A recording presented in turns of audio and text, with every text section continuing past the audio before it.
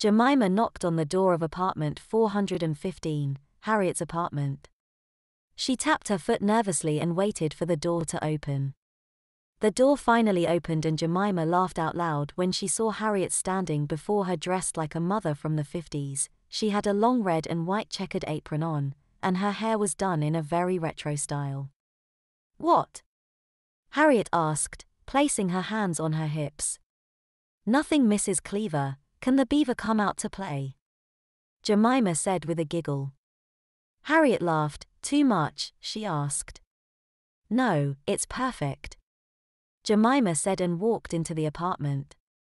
Jemima marveled at how large the apartment was. It was nearly twice the size of her own, and was furnished with many ultra-modern conveniences, quite the contradiction to Harriet's current garb.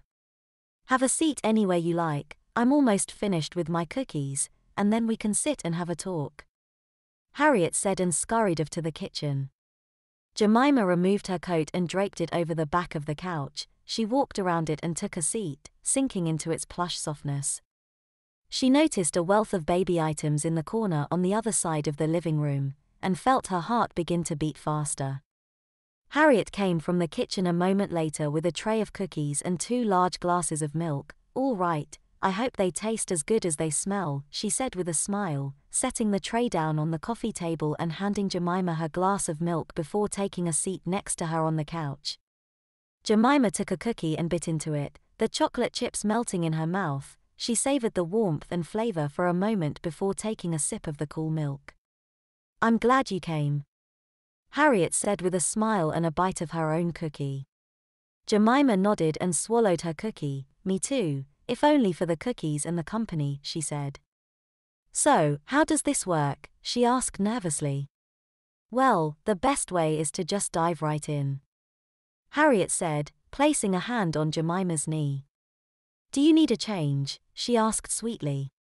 Jemima's head began to swim. She was suddenly at ease and yet still conflicted. She felt good about the whole thing, but was still unsure if it was right for her. "I guess Mommy will just have to check for herself," Harriet said and made a move to undress Jemima. "Wait," Jemima said, finally finding her words. "What's wrong?" Harriet asked, and stopped her progression.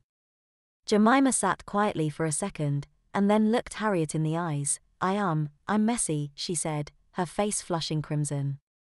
Harriet sat for a second looking Jemima in the eyes. "Well, then, we better get to work," she said with a smile. Harriet stood up and put out a hand for Jemima. She helped her up, and then surprised Jemima by picking her up and placing her on her hip. Jemima smiled and rested her head on Harriet's chest and let her carry her to the bedroom, and to a new world.